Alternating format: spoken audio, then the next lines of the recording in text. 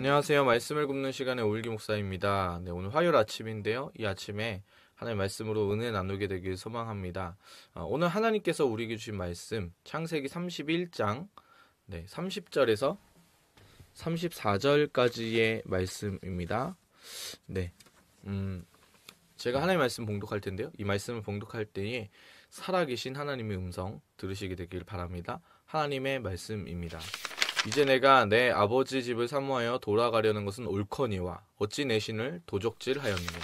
야곱이 라반에게 대답하여 이르되 내가 생각하기를 외삼촌이 외삼촌의 딸들을 내게서 억지로 빼앗으리라 하여 두려워하였음이니이다. 외삼촌의 신을 누구에게서 찾든지 그는 살지 못할 것이요 우리 형제들 앞에서 무엇이든지 외삼촌의 것이 발견되거든 외삼촌에게로 가져가소서 하니 야곱은 라헬이 그것을 도둑질한 줄을 알지 못함이었더라. 라반이 야곱의 장막에 들어가고 레아의 장막에 들어가고 두 여종의 장막에 들어갔으나 찾지 못하고 레아의 장막에서 나와 라헬의 장막에 들어가매 라헬이 그 드라빔을 가져 낙타 한 장 아래에 넣고 그 위에 앉은지라. 라반이 그 장막에서 찾다가 찾아내지 못하매. 아멘. 네, 오늘도 이 말씀으로 은혜 나누게 되길 소망합니다. 야곱을 쫓아온 라반, 그 라반이 이야기를 합니다. 아버지 집을 사모하여 돌아가는 거 좋다. 그래, 오케이, 좋아. 그런데 왜 내 신을 도둑질했냐? 이렇게 따집니다. 31장의 19절을 보면요. 이 신이 드라빔을 뜻하는 것인데요. 라헬이 아버지가 양털 깎으러 갔을 때 이 아버지 드라빔을 훔칩니다. 이 드라빔이라는 게 무엇이냐면 남자 모양을 한 작은 입상인데요.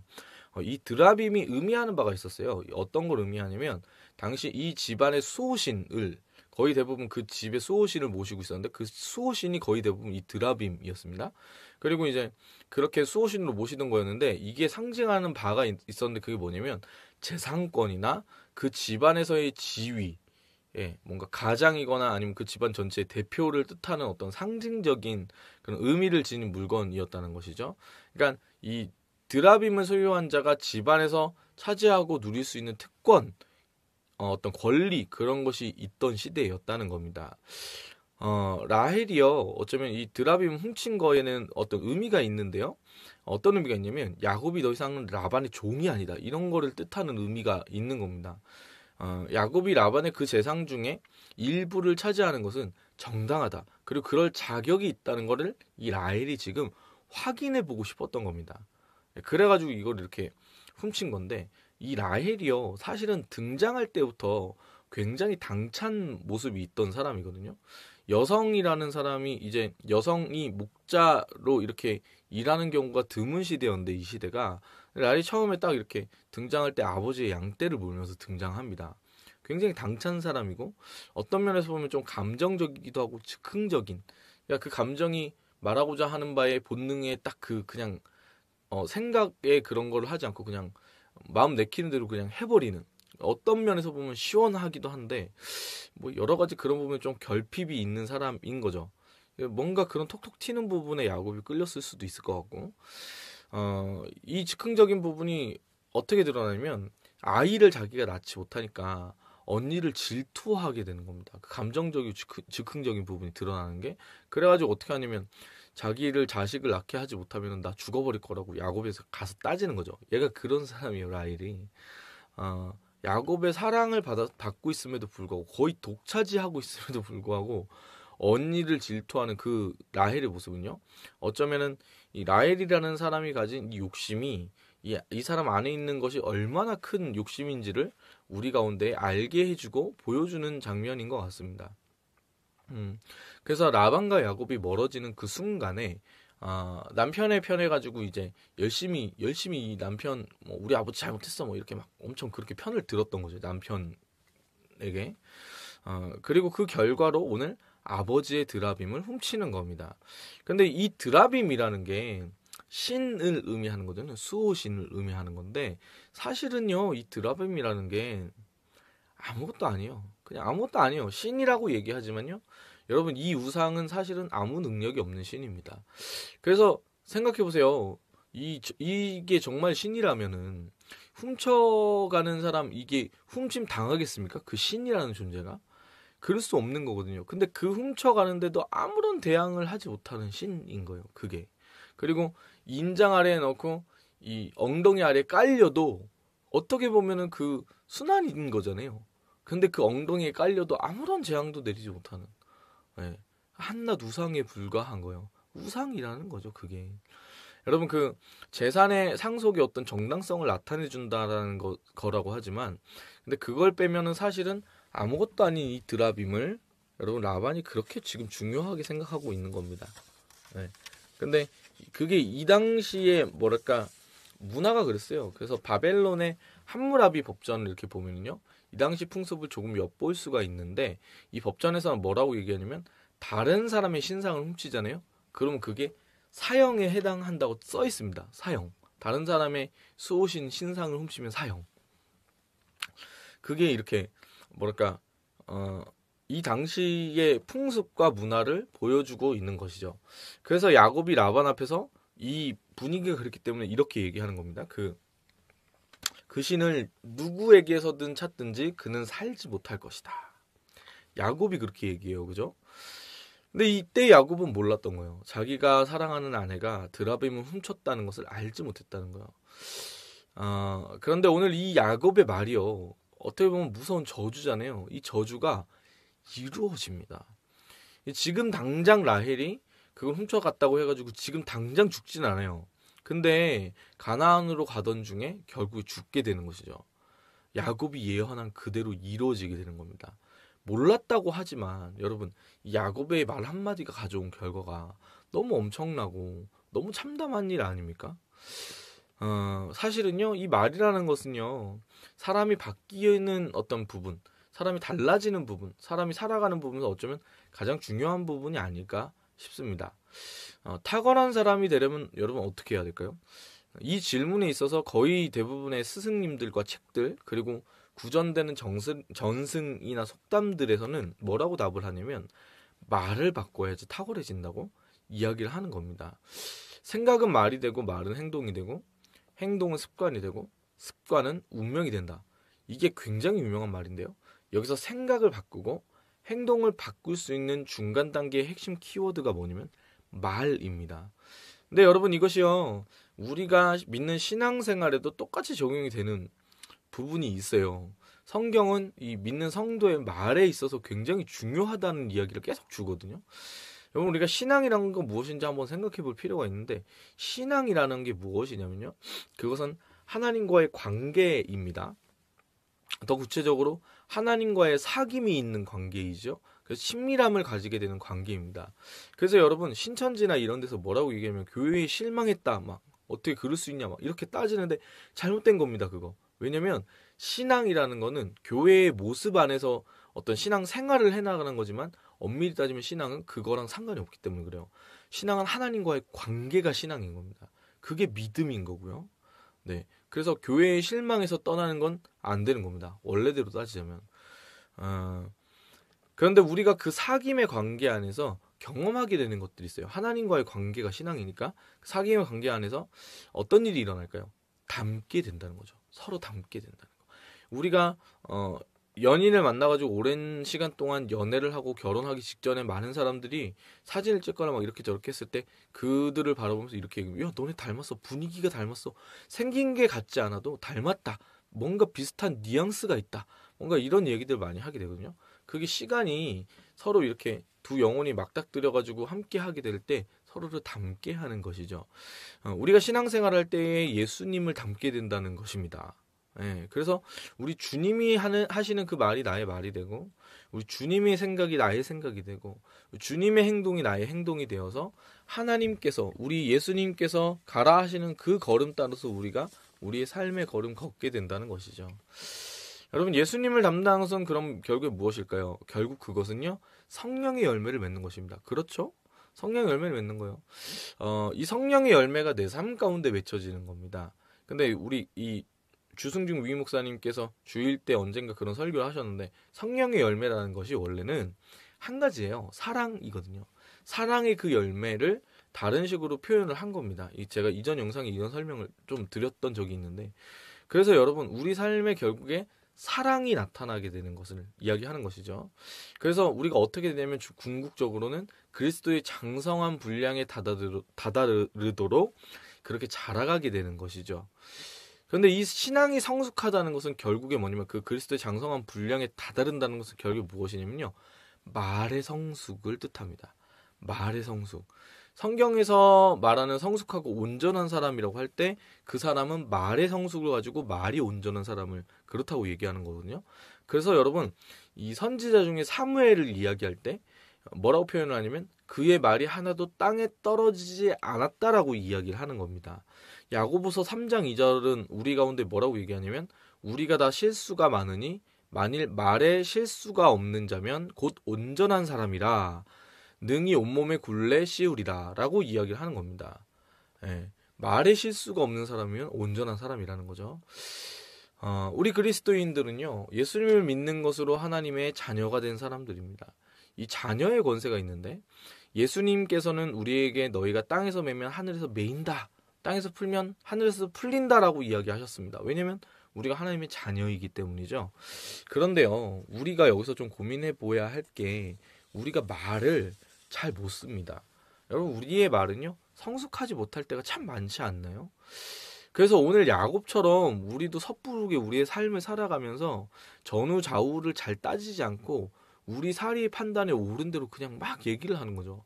그럼 그 말들이 어떻게 되냐면 누군가를 죽이게 되는 일들로 이어지게 되는 거죠.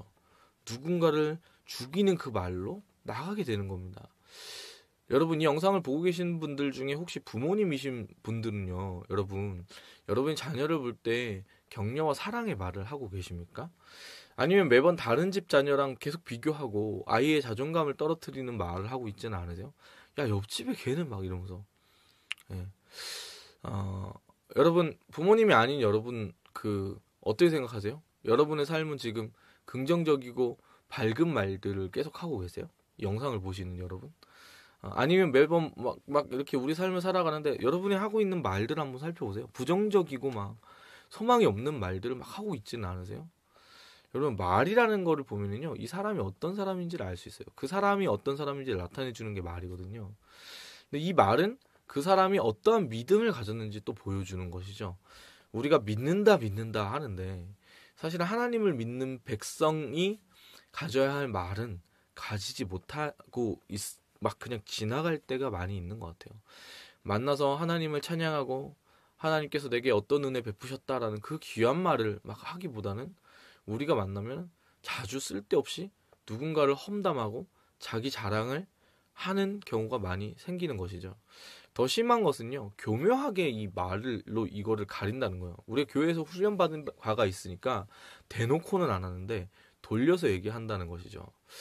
여러분, 제가 모시던 분들이 항상 저의 스승님들 같은 분들이 되어주셔서 저에게 부족한 것들을 하나 두 개 이렇게 알려주시고 돌봐주시고 가르쳐주시곤 하셨었는데요. 제가 전도사였을 때의 찬양팀에 함께하고 있던 친구들과 제 모시던 목사님이랑 함께 리트릿을 갔습니다. 그 당일치기 1박 2일이었구나. 1박 2일 리트릿을 갔었는데요. 가서 막 기타를 치면서 막 이런저런 이야기들을 하고 막 나누고 막 그랬었어요. 막 리트릿이니까. 근데 이제 드럼 치는 친구가 있었는데 지금도 같이 하고 있거든요. 근데 그 친구가 천재인 거예요. 와, 진짜 천재예요. 그래가지고 이 친구가 드럼을 치는데 한 번도 배운 적이 없는 기타를 자기 혼자 띵띵거리면서 독학을 했다고 보여주는데 이야 너무 잘 치는 거예요. 그래서 너 어디서 배웠어? 이렇게 하고 물어봤더니 배운 적이 없대요. 그래서 야 너 참 대단하다. 그리고 저도 막 기타 막 치면서 같이 놀았죠. 근데 그 이후에 그 다음날 이제 서울로 이렇게 올라오고 있는데 찬양팀 애들이 다 이렇게 날 새가지고 노는 바람에 다 뻗어 있었어요. 그래서 제가 이렇게 목사님 옆에 타가지고 제가 운전을 못하니까 이 말동무 해드리면서 올라오고 있는데 갑자기 목사님이 저한테 그런 말씀 해주시는 거예요. 저를 너무 생각하고 해주셔가지고 따뜻하게 이거를 굉장히 잘 나눠주셨는데 뭐라고 얘기하셨냐면 전사님이 가진 코드가 뭔지를 알 것 같아요. 이렇게 얘기하시는 거예요. 그래서 너무 궁금하잖아요. 그래서 목사님 뭔가요? 그게 뭔가요? 제가 가진 코드가 뭔가요? 라고 물어봤는데 목사님 뭐라고 얘기하시면 교만이라고 얘기를 하시는 거예요. 전사님 교만하다고. 그래가지고 깜짝 놀랐어요. 이게 왜 그런 얘기를 하시나 들어봤더니 저는 몰랐는데 이 목사님이 이렇게 그 전날 이렇게 찬양팀 애들이랑 제가 노는 걸 이렇게 보고 계셨죠. 근데 보니까 제가 이 친구 드럼 치는 친구나 뭐 이런 친구들한테 너 진짜 잘 친다 잘 친다 이렇게 하고 나서 잘 친다라고 칭찬하고 막 치는 거 보더니 그 다음에 제가 잠깐 이렇게 자랑하듯이 기타를 잡고 막 치는 거 그렇게 보신 거예요 그거를. 그래가지고 야, 뭐 엄청 잘 치는데 다른 애들한테 막 그런 얘기를 하면은 걔네 입장에서는 이 사람이 도대체 뭐지 이런 생각하지 않겠냐고 막 그러시면서 그게 자랑이라고 막 얘기를 해주시는 거예요. 근데 사실 그때 제가 진짜 그랬는지 안 그랬는지 잘 기억이 안 나거든요. 그리고 뭐 그 잘 기억이 안 나요. 그때 저는요 그 평소 때는 그렇게 생각했어요. 나는 겸손하면 겸손했지 겸손이 과했지 교만하다는 말은 사실 들을 만큼은 아니라고 생각했거든요. 나는 자랑하려고 내가 그런 말 해본 적이 없는데 이런 생각을 막 내가 지금 엄청 그렇게 말도 안 되게 자랑질을 하고 있어 이렇게 느껴본 적이 별로 없었어요. 근데 그 훌륭한 목사님께서 저를 보시고 나서 당신의 코드가 교만인 것 같다라고 이야기를 해주신 거죠. 참 재미난 게 이 목사님 그 얘기를 들으니까요. 이 제가 너무 존경하는 분이 그런 얘기를 하니까 이게 신경이 쓰이는 거예요. 그 다음부터 내가 교만한가 진짜?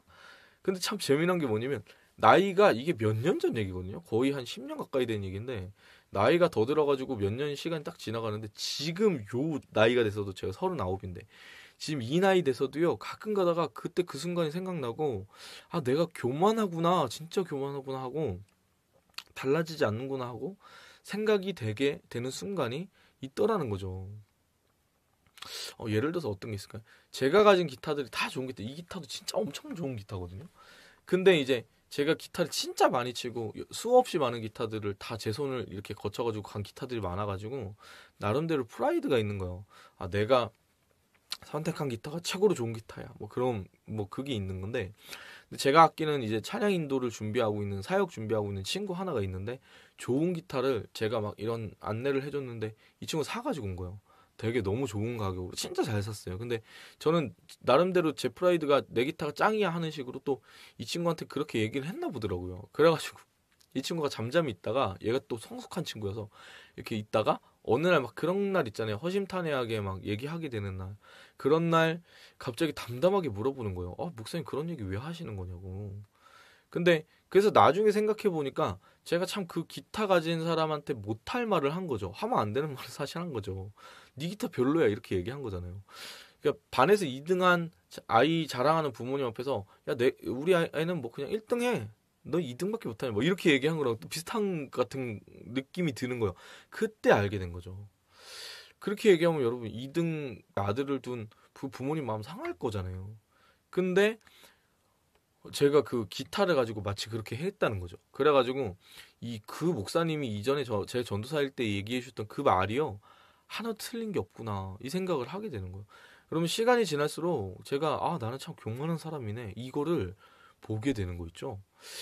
그게 어떤 때에는 엄청나게 막 그 교만함이 사고가 돼서 터지는 때가 또 있더라고요. 근데 항상 보니까 언제 사고가 터지는지 아세요? 교만한 행동도 있고 교만한 말도 있고 교만한 생각도 있는데 이 제일 사고가 크게 터지는 때가 언제냐면 말로 교만을 떨 때 이게 진짜 수습이 안 됩니다. 그때 나는 다른 수습이 안 돼요. 그리고 나서 저도 어려워지지만 누군가 꼭 상처를 받게 되고 쉽지 않은 시간을 가지게 되더라고요. 세워주고 품어주고 뭐 그렇게 하면 참 좋겠죠. 근데 그러지를 못하는 거예요, 말로. 사랑하는 여러분, 오늘 야곱이요. 그 너무 성급하게 내뱉은 그 말로 말미암아서 지금 당장은 아니지만 사랑하는 아내 라헬을 잃게 됩니다. 혹시 여러분은 말 한마디 때문에 지금 사람을 잃고 있지는 않으세요?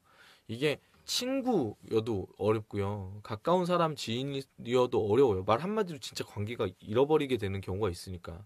여러분 세상 사람들은요. 그냥 그런 트러블 생겼을 때 그냥 술 한잔하고 털어볼 수 있어요. 근데 누구가 용서를 제일 못하고 그 관계 회복이 틀었을 때 회복을 잘 못하냐면 교회 다니시는 분들이 회복을 잘 못해요. 생각보다 한 번 틀어지면 정말 끝까지 안 볼 사람처럼 싸우시더라고요. 여러분 지금 누군가 잃고 있을 수도 있는 거예요. 근데 그 가까운 사람들 중에 뭐 지인들을 잃는 것도 참 너무 서글프고 아픈 일이지만 혹시 여러분의 가족들을 잃고 있지 않으십니까? 말 한마디 때문에? 여러분, 그래서 오늘 아침에 우리가 좀 소망하고 기도했으면 좋겠는데 우리의 말이 새로워지게 되길 소망합니다. 비난의 말이 칭찬의 말이 되길 소망하고요. 여러분, 우리가 죽이는 말을 하고 있었다면 살리는 말로 변화되길 소망합니다. 깎아내리는 말들이 누군가를 세워주는 말이 되기를 소망합니다. 신앙은요, 그래서 말이 바뀌는 걸 보면 이 사람이 어느 정도 성숙해졌는지를 알 수가 있고요. 말이 성숙한 사람이 신앙이 성숙한 사람입니다. 오늘 한날 우리가 살아갈 텐데 우리의 이 말들이 새로워지고 하나님이 보시기에 좋은 말, 하나님이 보시기에 주님께서 기쁘시다고 할 그 말들이 우리의 입술 가운데 채워지게 되길 소망합니다. 축복합니다. 오늘 하나님께서 우리에게 주신 찬양 시편 19편에 있는 찬양인데요. 제가 참 좋아하는 찬양이에요. 내 입술의 말과 나의 마음의 묵상이 주께 연락되기를 원하네 라는 그 고백인데요. 찬양하겠습니다. 내 입술의 말과 나의 마음의 묵상이 주께 연락되길 원하네. 내 입술의 말과 나의 마음의 묵상이 주께 연락되길 원하네. 다시 한번 고백합니다. 내 입술의 말과 나의 마음의 묵상이 주께 연락되길 원하네. 내 입술의 말과 나의 마음의 묵상이 주께 연락되길 원하네. 내 반석 나의 구원자, 내 반석 나의 구원자, 나의 노래할 이유, 주님 눈에 축복되길 원하네. 모든 순간순간마다 주의 종 되기 원해. 주님 눈에 축복되길 원하네. 내 반석 나의 구원자, 내 반석 나의 구원자, 나의 노래할 이유, 주님 눈에 축복되길 원하네. 모든 순간순간마다 주의 종 되기 원해. 주님 눈에 축복되길 원하네. 원하네. 아멘. 사랑해 주님, 오늘 한날 우리가 주께 나아갈 때에 특별히 기도하는 것은 우리의 말들이 새로워지게 되길 소망합니다. 하나님, 예수님께서 우리 가운데 오셔서 주님 우리의 생명을 살리셨는데 우리도 누군가를 살릴 수 있는 그 믿음의 말들, 하나님 우리의 삶을 바라볼 때에 우리의 시각이 아니라 하나님께서 주신 그 믿음으로 고백하는 그 말들이 회복되게 하여 주시옵소서. 오늘 한날 우리가 살아갑니다. 우리 가운데 충만히 채워주시고 오늘도 우리의 믿음과 우리의 말이 더욱 성숙할 수 있도록 인도하여 주시옵소서. 주님을 찬양합니다. 감사드리며 예수님 이름으로 기도합니다. 아멘. 사랑합니다. 축복합니다. 화이팅입니다.